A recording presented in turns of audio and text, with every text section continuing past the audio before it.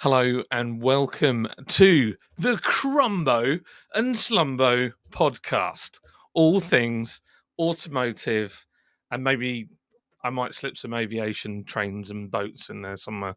I have my good friend Crummy Beard, and Hello. you will have seen his channel, the Crummy Beard, on YouTube.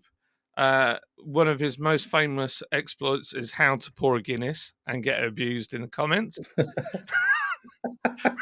which is That's true. That's very true. yeah. Well, you could be like me and do a video on EcoBoost engines and get abused in the comments. So we decided as petrol heads that we thought we'd do a podcast about cars. We will be the reason that audio equipment should be more expensive and you should have a license to do a podcast. That's going to be the first thing in the comments. So let's just clear it up now. We are that reason. Yeah, we are. Absolutely. And also, one of the inspirations for this is my friend introduced me to the Smith and Sniff podcasts. And I thought that was wildly entertaining, and then thought, hey, let's do a low budget version. So that's why we're here. I think that's fair enough, don't you? So I think that summarizes it pretty well. Yeah, I had something I was going to say, but in true off the cuff fashion, I've already forgotten what it was. So if it comes back, I'll let you know. Oh, I do know what it was. That intro sounded very BBC Radio 4. did it? I don't know if it's I don't know if it was the sultry tones coming through my singular AirPod that I'm wearing to hear you. But yeah, I don't know. I know they do a bit of audio manipulation, but it was very Radio 4. Like I was being introduced slowly for a good night at the proms. I It was do. good. I like it. Well, we like that. From the get go, we're straight in there with BBC quality. So you know that's got to be a win. As you might notice, I sound like an asthmatic pug. There's absolutely nothing I can do about that. But if it annoys you, please put it in the comments, and I'll ignore you. Unfortunately, I'm asthmatic, and my nose is blocked most of the time anyway. And I tend to breathe heavily when I'm kind of concentrating. So, with all of those things out of the way, Crummy, we've got to Yes. start with our motorsport section because I used to race, and you're massively into racing. In fact, you've even got a Star Trek laser gun on your wall, which is actually I have got Spa. a Star Trek ray gun on the wall, which is, yes, it is the Circuit de Spa. Francachomps is the anglicised version of it, I think.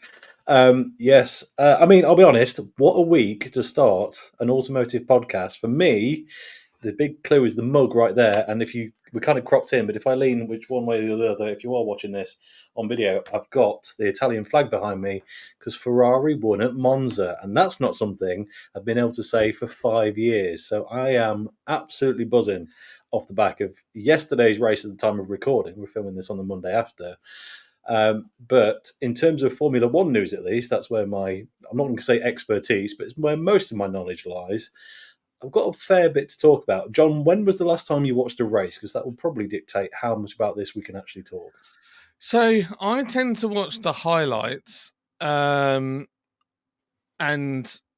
I can work out how interesting a race has been by the length of the highlights. So if it's around 8 minutes, it probably wasn't that exciting. If it's more than 10, it's probably really good.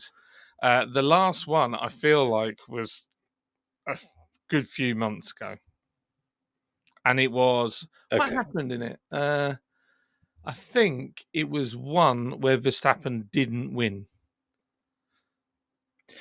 Well, interestingly, that is now the trend. Ooh. He has not won a race now for, and I'm not going to say it, it's 5 or 6 races.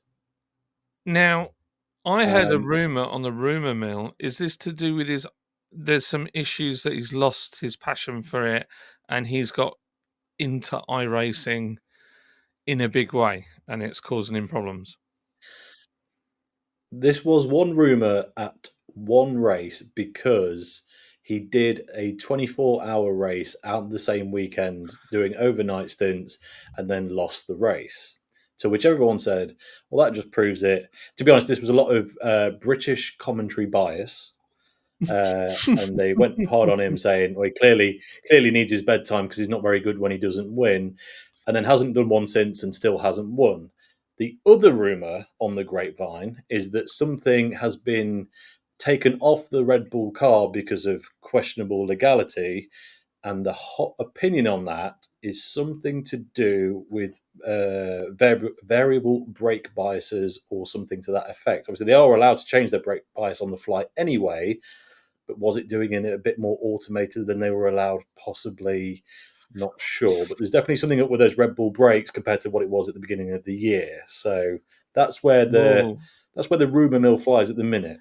See, the interesting thing is, Yes. for those who are not necessarily fully automotively minded or mechanically minded, why that's important is not only can you control, if you start messing with brake bias, not only can you control the way the car enters the corner, but you could potentially control the way the power is put to the wheels by little tiny amounts of brake being applied to the back wheels when it's accelerating at the right times, which is essentially what traction control does. Yeah. So there could be something Yeah. like that. So it's quite, that's quite a big no. Now, what's not unusual is that in motorsport everybody cheats. That's absolutely true. And there's probably more to talk about on that front, actually, because from the new contenders for the championship, who might also not be entirely following the laws. The reason, though, that this has probably disappeared quietly and they've just suddenly dropped off form is because it probably wasn't illegal at the start of the season. There's probably been a revision to one of the technical directives because they realised what they were doing and now have had to stop. So they've not broken any rules, but maybe it wasn't in the spirit of the rule book. But Well, that is motorsport through and through. That is what well, everyone's doing. when we at a low level at karting, like literally, we would look at we'd wait until the rule book came out, and we would study that rule book all through the winter testing time, and we would look at our carts and see what we could get away with. Like at one point, you weren't allowed to run hollow axles; you had to have a solid rear axle. So what did we do? We got a hollow axle and then welded caps on the end, Filled the ending. so it looked, because that was their check. They'd just look in to see if they couldn't see down through the middle of it. And they soon got wise to that. But that's just one example of many things that we used to do to try and cheat the system. And that's Yeah. just motorsport. Funnily enough, though, is by doing those things is how you push boundaries and you get new technology. Absolutely. There's been all sorts of interesting developments as a result of people doing just that. I mean, there was do you remember the F duct scenario from, it must have been 10 years ago now? No, more than 10 years ago. It must have been late 2000s in F1, the F duct, where McLaren were just basically having their drivers pop their hand over a hole in the cockpit to disrupt the airflow down the straights. Yeah, brilliant. A genius bit of engineering, and ultimately just learns more towards, how aero can be helped to effectively improve efficiency, right? And that's where it comes down to the everyday consumer bit. I'm aware we've talked a lot about very intricate Formula One things. For people that are just casually interested in cars, they may already be bored, John. I know. Well, this is the first episode, so we're learning. We're learning. So yeah, well, it's true. We're getting right into it, but that is the nature of the beast. So shall we jump to the next part of this? So I know Ferrari is Hamilton in the Ferrari now. I thought No, Hamilton. next year. Oh, is that next year? Isn't that where most racing drivers go to end their career? A Ferrari. You say that. I'm trying to think of the last person who actually ended their career in a Ferrari, and I'm struggling because Schumacher would have done it, but he then came back, of It's course, true. so that doesn't count. Vettel went to Aston Martin. Alonso's still around, so that's nowhere near the end of his career. Massa went to Williams, It's I think. it's just a nice thing to poke Sure fun he at Ferrari, even though it's not necessarily true. did. It's Oh, they're very. Oh, they don't need any more. They poke enough fun at themselves with their strategy calls, except with the exception of yesterday, of course. So well, all good. that's it. Well, it's nice to see Ferrari winning something. It's nice just not seeing constant Red Bull winning. So that's I mean, for me, I've struggled with Formula One, and it goes back to that thing that you said, which is, John, when was the last time you watched a Formula One race? And I think the problem for me is it just doesn't hold that excitement that it used to when I was a kid. And I think one of the big things is it just became time management, and it was more about that, and then it got a Yeah. bit Can, computery gamey with the DRS thing, and I was mhm. just like, "Oh, I'm not on board with this." I it I kind of have swung the other direction and gone more into what I like to call hillbilly motorsport. So, like stadium trucks, which are all the same, Yeah. and they look like RC cars, like Traxxas RC cars. They're meant to be on an off-road circuit, but they're driven on a street circuit, and they have to complete jumps whilst racing at full tilt, and it just produces wild racing. I get it, and I appreciate it completely, and I love nothing more than turning on something like British touring cars Oh, and watching them just slam into each other. It is an absolute hoot. To be a dedicated F1 fan is a bit like you've got to go through almost years of excruciating, boring agony for the reward of what is an exceptional race. Because if you don't watch it and just watch the exceptional race, you've not seen all the bits leading up to that point. Do you know what I mean? You've yes. not seen the cranking on each driver, the rivalries that are formed, all those little bits to get to that point of carnage. At which point the payoff is insane, but you do have to be quite a masochist to enjoy it the rest of the time, which I am clearly. But um, yeah, it's a funny one. That I get it. I like watching active motorsport, but the problem is, when it's active all the time, it's then not special, and there's the weird borderline that has to be played there. So maybe we should call this the F1 masochist segment. Just if you're an F1 I'm fine masochist, with that. I Yeah. can't even say it properly. Um, so that moves us on to the sort of next sort of section, which is, I'm just looking at my notes here. Do you want to help? I've got it. I've Yeah, got yeah, it. yeah. Shall we go to the dive into a memorable motorsport history moment? What's That yours? is the one. Mine is probably going to be very different to most people's. I think it's the moment when I really, really got into F1. It's that first moment I can remember as an avid fan. Mm, It's quite big. It was big for the year. It's not big in the grand scheme of things because I've got all sorts of memories of, horrific accidents, which led to people passing away at times and all stuff like that. None of those are good memories, though. Let's be honest, they're horrible. yeah. I'm not saying this is a good memory, and it certainly wasn't for the person involved at the time, but they are still alive and well. Okay. This, and incidentally, and I didn't pick this because of the week we're in, it just so happened I thought about it, looked up exactly when it was because I couldn't remember what track it was at, and it was at Monza, 1999, Mika Hakkinen binning it, going off and crying in a bush because he'd effectively just lost himself the world championship. Yes, I remember that, and he did. He proper cried. Yeah, I vividly remember watching that. I would have been I would have been 10 at the time, I think, Monza, based on when it is in the year. And that was the point where I was like, I'm really into this now. That's interesting, isn't it? It was just that moment of seeing that suffering that made you. It just No, well, tweaked no, I was. I mean, I that was. I was masochist. already. I was already touting for the for the Scuderia, so it was good. It was good news. I wasn't. I wasn't taking pleasure in his, uh, in his tears. But the fact that he wasn't going to win that championship, pretty much guaranteed, was then was happy to me. 99 was Schumacher because I think two. I get my. I'm not very good on my years for who won what, but I think Schumacher did win 99, and then Hakkinen won two. I think they were. I want to say 0103. I would I never can't know. remember now though. Someone will tell me I'm wrong in the comments. Yeah, no doubt there is a F1 nerd listening. I've got two. So one, I didn't want to. It's all about me, but one is specifically about me in motorsport. But one is how I got into motorsport.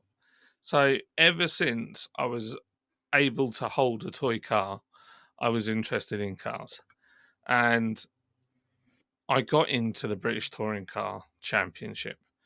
And I'll never forget the excitement of Christmas when you got I think it was made by Duke Entertainment. It was the British touring car season on video, where I could watch every race completely on, like with just Murray commentating, and I get to, because back then you couldn't stream anything.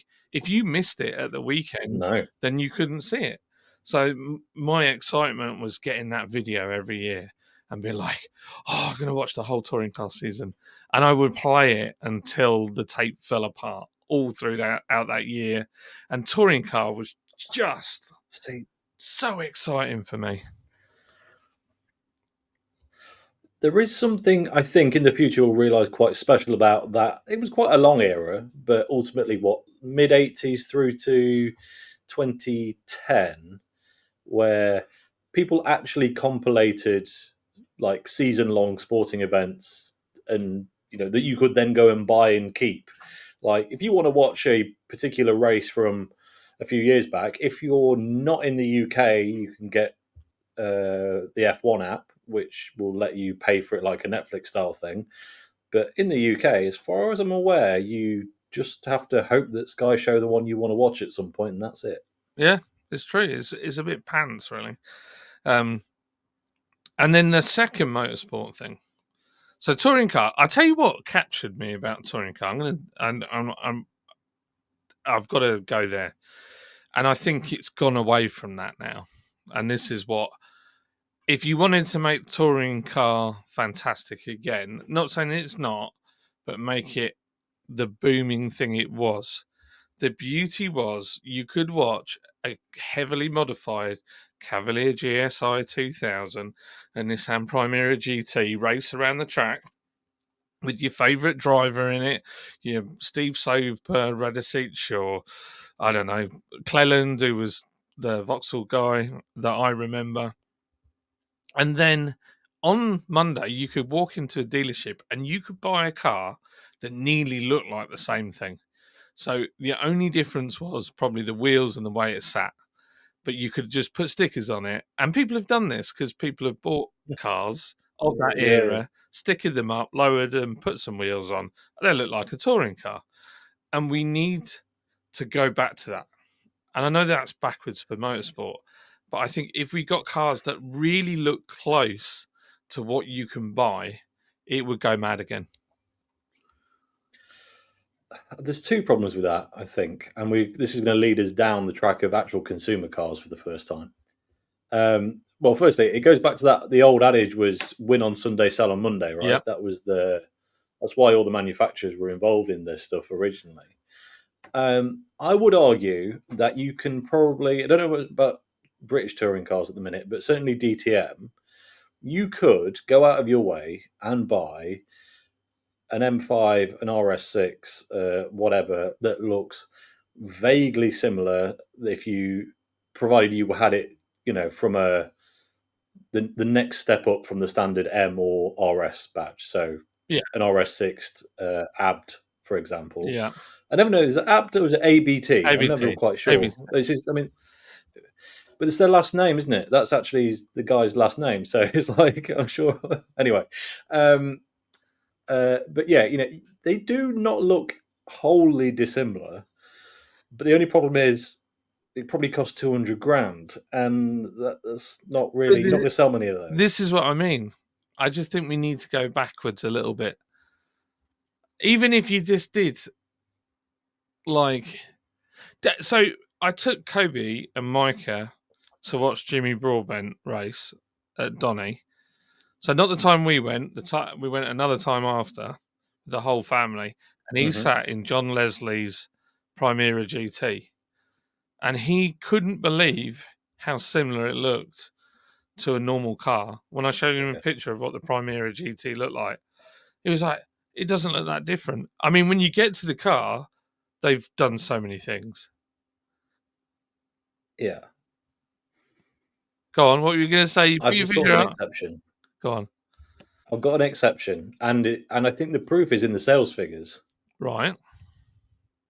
Toyota GR Yaris. All right. So Toyota GR Yaris looks like the car you buy.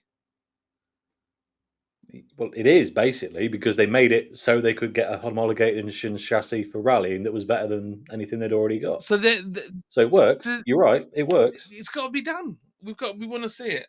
So that's my sort of my favorite kind of motorsport. That's when I got into it in a massive way. The other motorsport moment was the day that my parents got me my first kart. That was exceptionally. I'll never forget it so long as I live. Um, I, but the story was I'd never been in a go kart, never raced anything, and then I did a charity go karting day, and I came third. And the people that I raced against, one was a British Formula 4 champion, another guy was a rally driver, rallycross driver, and I think the other one was a stock car driver. He came in fourth, and they kind of took me under their wing and got me. I kind of started doing lots of corporate days and lots of like mini leagues that were at circuits, and I was held the lap record at loads of tracks, but they were all like, arrive and drive stuff. And then Mm. they told my dad, like, you're wasting your money because he's brilliant at it. It's not even a challenge for him.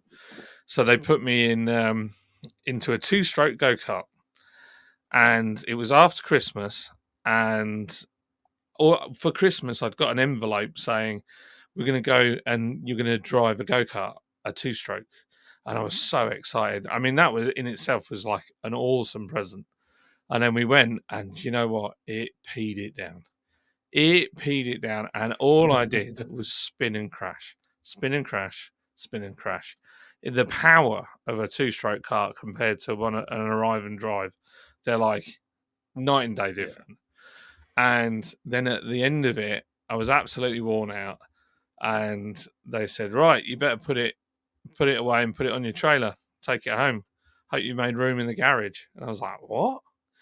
And he went, "Your dad's bought it for you." And I just remember standing there and just sobbing my heart out.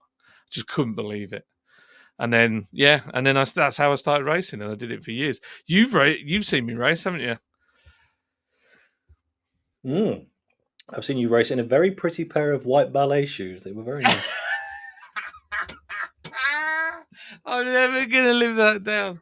Oh no! You're not. No, we have to take that route because he's annoyingly quick.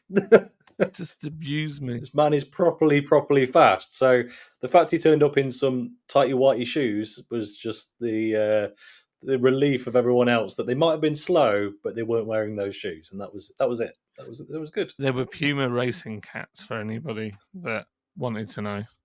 I thought I looked great, to be honest. The thing was, when I Stunning. look back at the footage of me in the go kart, it looks like I've been shoehorned in there, and it's just like I'm just trying to steer over my belly. But yeah, Yeah, I mean they are small carts, and we are not small men, so no, no. that has that effect. It's. I would like to have another go in a two-stroke at some point. What was funny was there were some drivers that I could keep with that were proper racing drivers and like quite slim. And then there was just these annoying F2 drivers and like that girl what's she called? Jem, who raced with Jimmy. And they just flipping annihilated me. Absolutely annihilated me. And I was just like, and I did send one of them into a tyre wall very, very hard. I went for an inside manoeuvre. That was the worst. Optimistic, I think is the word. And the best bit was, you remember when I said, "Oh, look at this circuit, right? You got to do this and don't do this, and if you get the line wrong, you end up and you go straight off the track and across the grass." And immediately, that's exactly what I did. Straight away, I was like, "You Yeah, idiot!" yeah. So yeah, that was quite funny. But yeah, so those are our memorable motorsport moments. So we're going to move on, and this is something we want to hear from you guys as well. And I think this is a very also something that always sticks in your mind, which is your first car. What was your first car? How long did it last? That's the first one. Like, go on, Crummy, tell us. Okay, it was an illustrious 1997 Vauxhall Corsa B 1.2 poverty spec, 5-door, so not even the cooler one. Oh, Obviously, manual wind down windows, but I did fettle it a little bit, did it? and by a little bit, I mean peak 17-year-old behaviour who had no idea what they were doing. It had a back box the width of the Channel Tunnel, which was excellent. I put 2 offset dual pinstripes up the bonnet because that makes it go faster. Nice. Mm. I liberated 2 GSI badges from a local scrapyard and put those on it because that definitely made it faster as well. That does. Yeah. So that's cool. And it had the classic max power sketchy subwoofer and 16.9s in the parcel shelf. So it was horrendous. It didn't have many miles on it though, Okay. and lasted me. Let me do some quick math on the fly now. Probably 2 years 2 years. until I got really bored of 2 years until I got really, really bored of it. Yeah. What was the second one? What did you trade up to? That was a Punto, Oh, I a see. newer one You had to go at the time. Italian, didn't you? I did, Was yeah. it a I sporting? did indeed. It wasn't. It was during the diesel madness phase of the automotive space. So it was a little tiny 1.3 diesel with a turbo on it, fairly lackluster 0 to 60 time, but that was the era that Fiat got back into rallying. So that chassis was a homologation special, and it actually hit pretty hard. It had some nice chunky 17-inch wheels on it with some Kumo sticky tires. And that thing got rallycrossed every day. Not literally, of course, but Across the figuratively. roundabouts. And obviously, you did many handbrake turns, which woos the ladies. uh, did I do any? I don't think I did many handbrake turns in that one. I definitely, I think actually, technically, this is on private land, so I can say it like it actually is. I got all 4 wheels off the floor once. Wow, that's not Mm. bad. Not really well. Terrifying. I really like not Not for not very long. intentionally. Well, I mean, in hindsight, physics would suggest if you give it a load of boost over a really sharp little bridge, then that might happen. But yeah, not intentionally, no. So I had a similar thing with my first car. So it wasn't the first car was special, but it was really the second one that I really loved. So the first one was just like it was good and I was happy to have it, but it was really unusual. So I had, are you ready for this? Because it has a mammoth set of letters. It was a Volvo I'm braced. 360 GLE Nice. SE Oh, saloon. so what was the difference? Why was there a GLE and an SC designation? I have What did they mean? absolutely no idea. What was special about it? It was metallic blue. It had, I think it had 14-inch alloys on it. but it had a 2-litre red block Volvo engine in it and no power steering. Nice. Which, I think what you do is just tell people that your first or second car was a 360 and just leave it at that. yeah, which, yeah, basically, and talk about an ugly car. I mean, ugly. Just, if you ever, Can't envision them, but I know what Volvos that era looked like, and yeah, I mean, house brick doesn't quite cut it, does it? Really, like no, they're really just it, points it everywhere. was one that they put the gearbox in the back, the engine at the front to sort the weight distribution out. And it was originally a DAF joint project where it had all the automatic ones had these variable, stupid rubber band things to do the gearbox and these 2 cones that moved backwards and forwards that kept snapping all the time.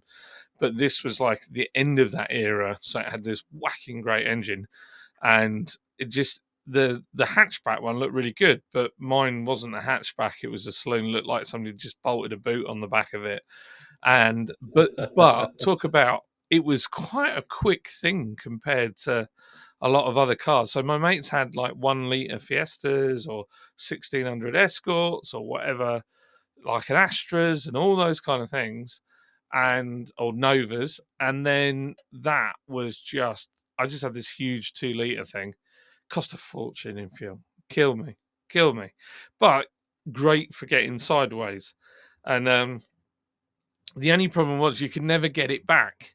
So I went to college to do my motor vehicle engineering, and I used to go day release at college. And there was a roundabout outside college where Sainsbury's was. So we'd all kind of like pile out in our cars, go mad, come back, and then grab something from Sainsbury's, head straight back to college. And this one day it was a little bit damp, and we were full. The car was full, and I was like, they were like, "Go on, get it sideways."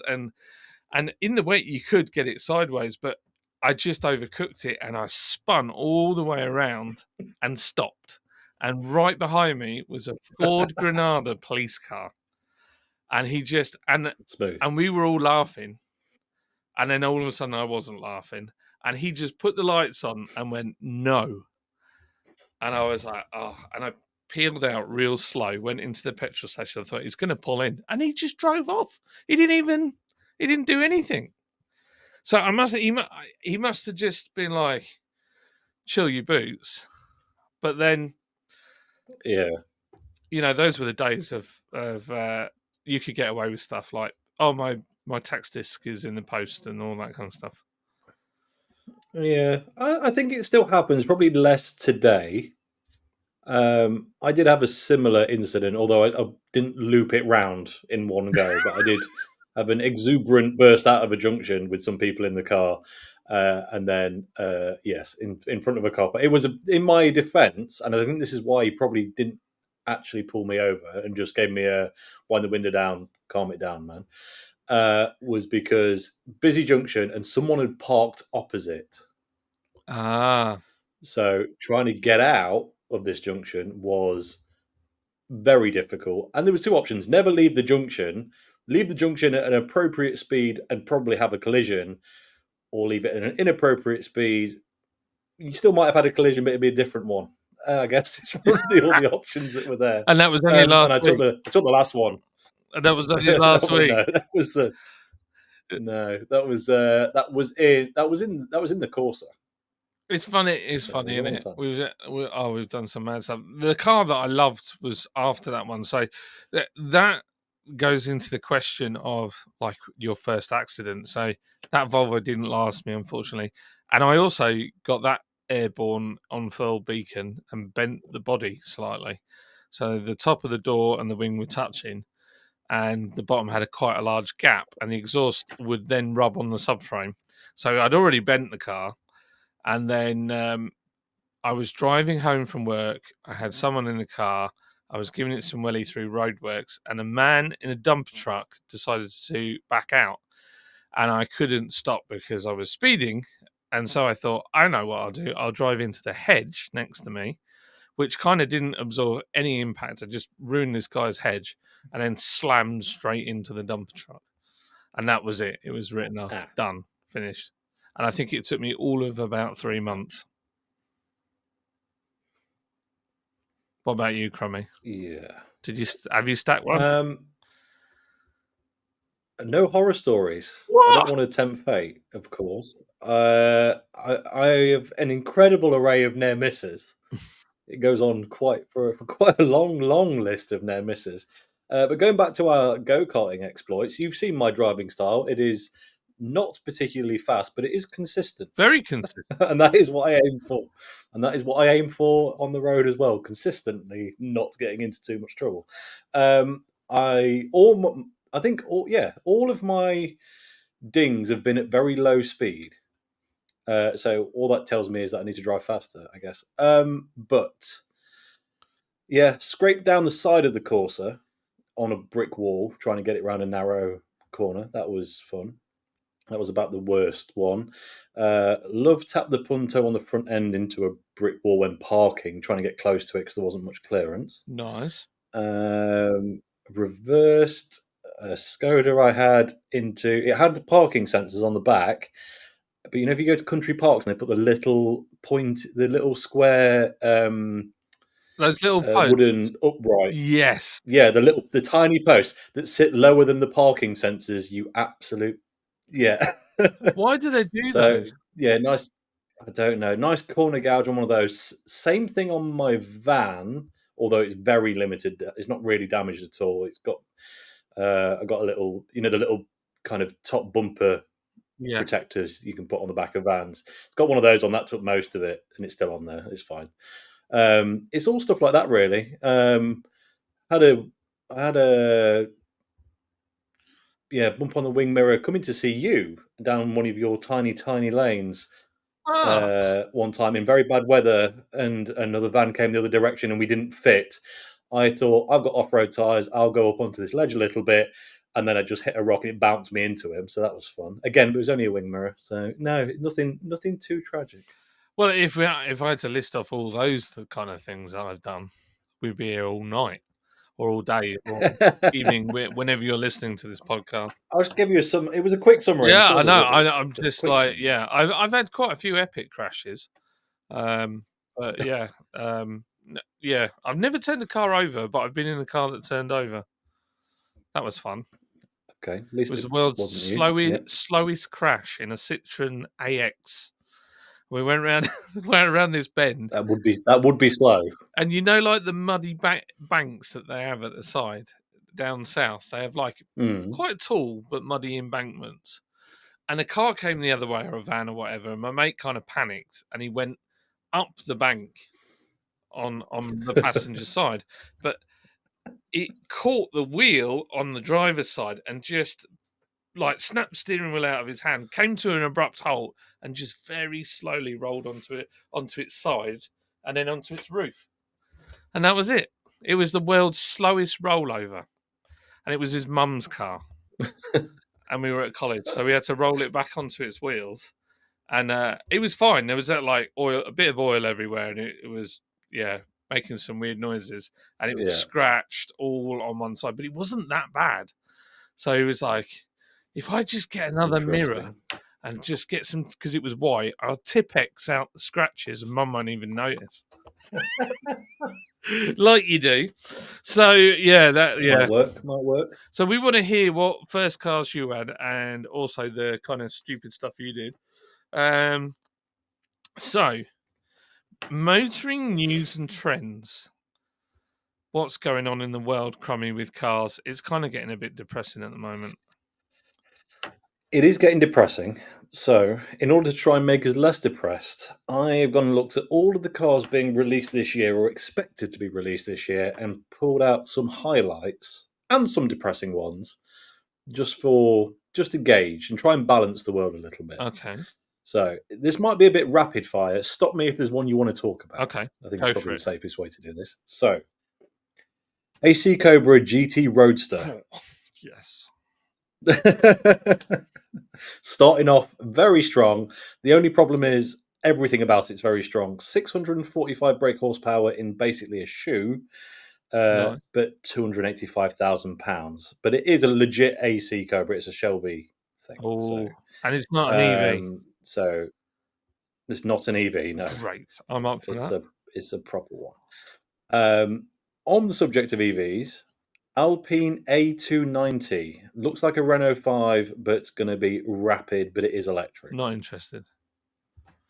Not interested at So all. I I saw think the as far as 5. electric, it I saw the launch. go I on. saw the new Renault 5, and I love the way it looks, and I love the hartback. Yeah. My mate, his older brother, had a GT tuning Renault 5 with a roll cage in the back, and did several head gaskets. But that thing was just awesome. And then I thought, yes. And then they said it's an EV. I was like, no, no, no, no, don't do it.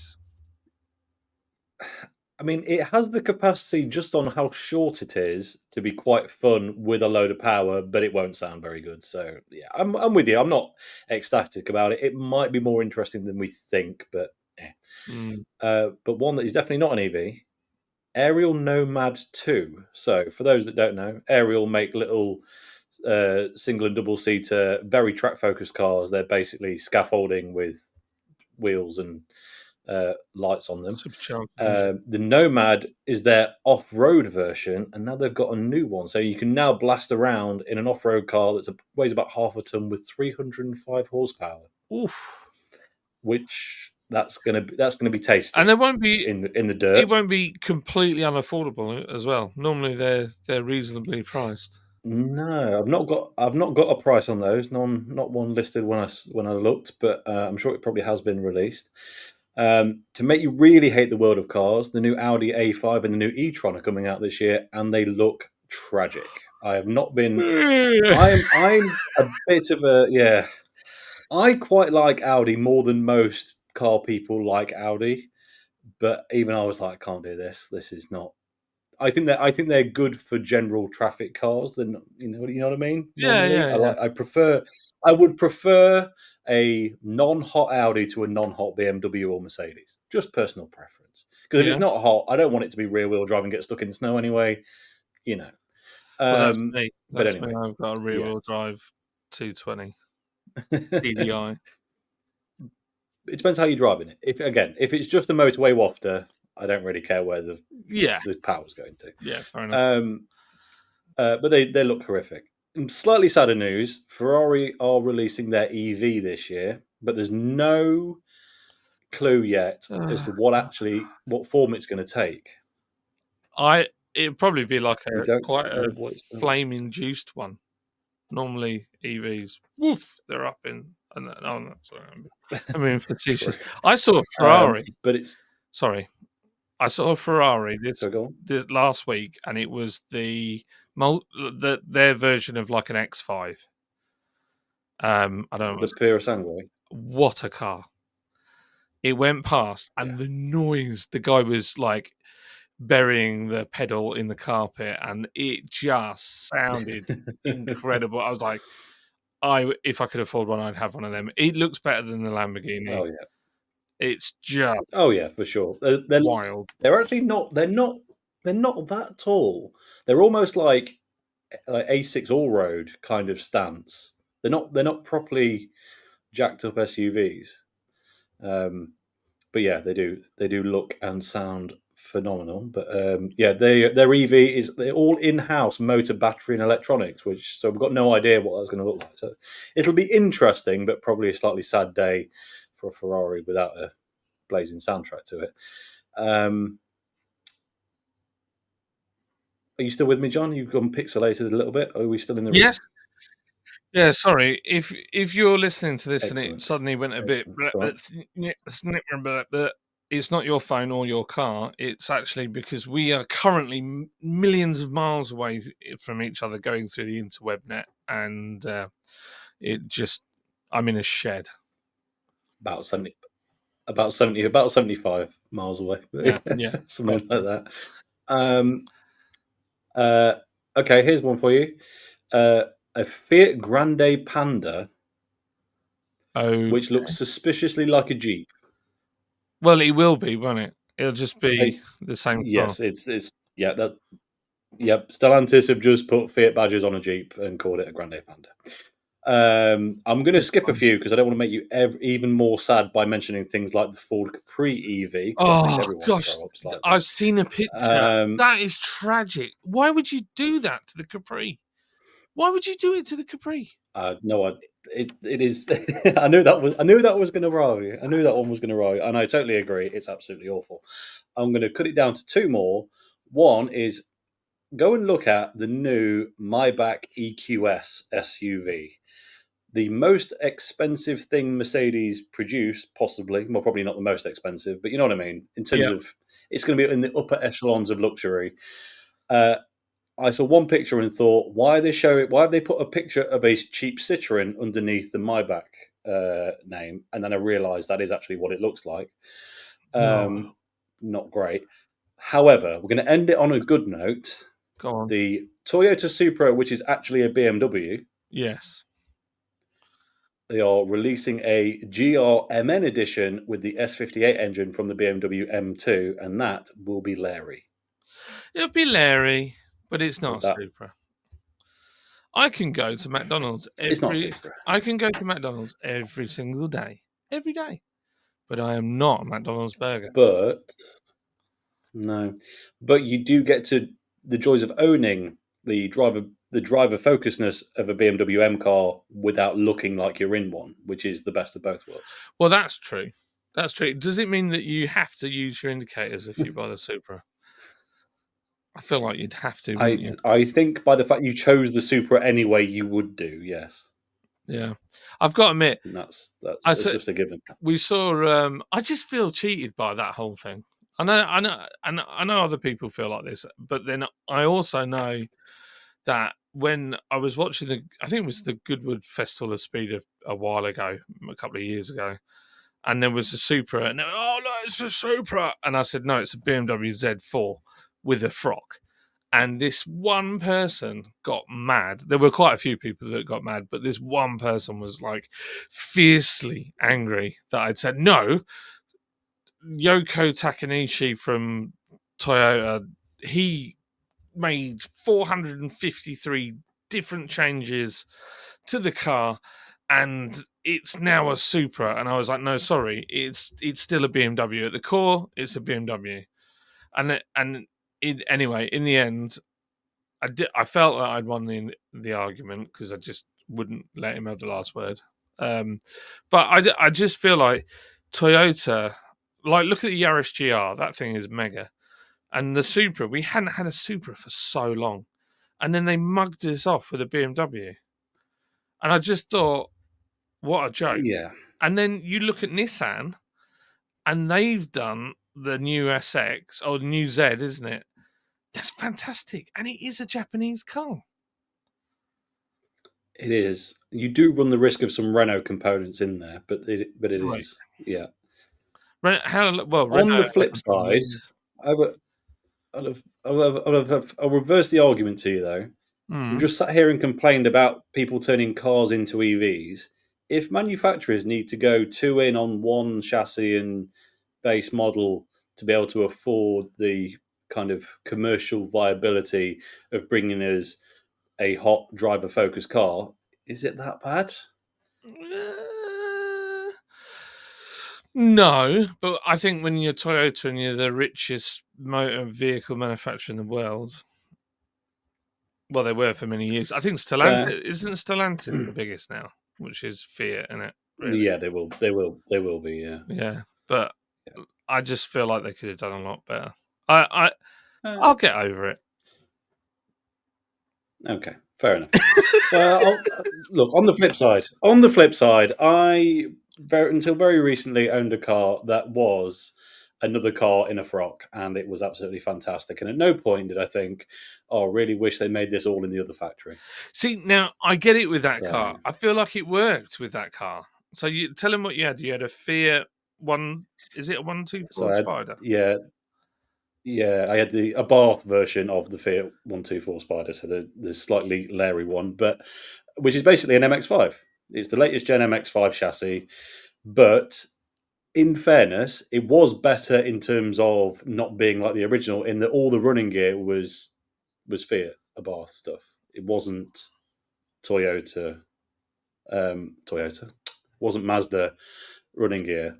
So the engines were completely different. The suspension was completely different.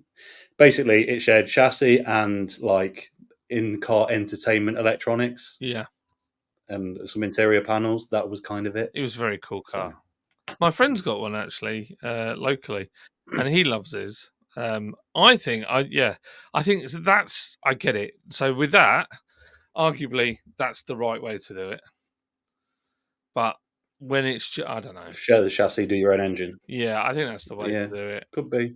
Because also, I think BMW would benefit from having Toyota's engineering more than Toyota would benefit from having BMW's engineering. I can hear people going, "What? Outrageous!" But look, as a technician, I've worked on the Toyota brand, and I've never worked on BMW, but I've owned BMWs. But I did a lot with Volkswagen, Audi, Seat, Skoda. And what I can say is, Mhm. if you got a Toyota Avensis, I don't know, sun visor, there will be maybe 3 working parts in the whole sun visor. But if you get an Audi one, there's like 15 working parts. And it's the most beautiful sun visor ever, but it fails more because it's overly complicated. And I feel like the Germans have a Yeah. habit of making it over engineered and overcomplicated and under engineered. So they'll put 10 things in when they only need 2. I've just knocked my mic in passion of all those angry that moments was I've had to. that was quite a good noise. I like that. That was kind of ominous. I couldn't tell what happened there. But it was a good sound. It Yeah, was a good sound. when I'm pulling Passat gearboxes out. Oh, I still have PTSD over that. Right, so okay, now I think where are we at? Oh, that's one other thing. A motoring trend. Go on, go on. We've got speed limiters on all new cars now. So, but the news on this seems to be a little bit varied. Yeah, so I can tell you categorically that not every new car has a speed limiter on it Yes, because I've just been in a brand new car and it didn't have a speed limiter on it. because you do So 400 miles an hour. yes, no, but I know that it doesn't. So isn't this one of those weird things where the legislation's there, but they don't actually have to do it for a bit? Oh, it might be. It might be. So there's a few things that are happening. You're having new cars that have geofencing in, and when you actually look at it, if you look at your terms and conditions, quite a lot of the time it says that the car can be turned off or stopped if the authorities require it. Which what that means, I don't know. I don't fancy Kia's time of turning my car off. But yeah, the other side to it is Yeah. the speed limiter. So I drive trucks all day with speed limiters. Um, it's a pain, but I get why we have them because the thought of doing 80 miles an hour, which is what some of the Americans do in their trucks on a road, is absolutely. I would not want to do 80 mile an hour in my truck at all. It would be terrifying. So That I does sound get it, terrifying. but yeah, but on cars, I don't know whether it's going to be a good thing or a bad thing, but as technology goes on, I think like you already have your sat nav already knows what the speed limit is in a certain area. So is it going to end up where we get in cars, and as soon as you just put your foot to the floor, and basically you get to the speed limit, it stays there. You get to the next one, and it goes up to 40, and then it goes back down to 30. Will it go that far? And the other question is, will it grass you up to the authorities? It's a good question. My experience in this brand new car, we'll talk about this on the next episode, what this car was, I think, as well. Yeah. To save another in depth bit, but it has got all of that speed recognition stuff to tell you what speed you should be doing. It wouldn't stop you from doing any speed. And it's a good job because on a 70 mile an hour dual carriageway near us, it thinks the official speed limit is 45 miles an hour, which is interesting because Wow. that isn't a speed limit that we have anywhere in the country. No, not 45 is not an 45. option. So The technology may not be there just yet, I think is what we can say. Quite safe. Definitely not. Well, that So cheers yeah, me up somewhat. maybe don't get too worried. And that is a brand new car from a major manufacturer. Wow. So yeah, we'll talk about that. We'll talk about that next time. John, I am aware we said we were going to keep this podcast under an hour. Yeah, we're at So not to 54 bore minutes everyone. and 55 seconds. We're at 54 minutes. As a result, the next section was going to be about a car I just bought, and it's not the one I was just alluding to. It's not brand new. However, in the name of all things fun, shall we set up a guessing game in the comments section? Yes, I'll let's give do some it. clues. Yeah. So, as I said, I recently owned an Abarth 124 and I have replaced it because it was a 7-year-old performance car that has been discontinued and I was worried about getting replacement parts in the future. My replacement has failed on every single one of those metrics and I have exactly the same issue again, only bigger. And it has a 3-litre V6 and is four-wheel drive. What do you think it is? There you go. And it still only has two. And it still only has 2 seats. Let's make it a little bit easier. Guess it in the comments, please, and will be revealed whenever we sit down and do this again. Yeah. So we should be doing another episode. We want to do it monthly, so this is not going to be an every week thing. But if you enjoyed it and you like the podcast, then please hit the whatever button it is so that you get notified on whatever platform you're on, and then you can come back here and listen to the podcast. And if we upload another one, you'll get a little message saying, they've got a new podcast if you want to watch it. Can you imagine if your phone did that? That'd And be if really lots annoying. of you watch it and like it, it would be very annoying. If lots of you like it and tell us you like it, then maybe we'll do it every 2 weeks if it goes really well. It's up to you, really. It's up to you, totally up to you.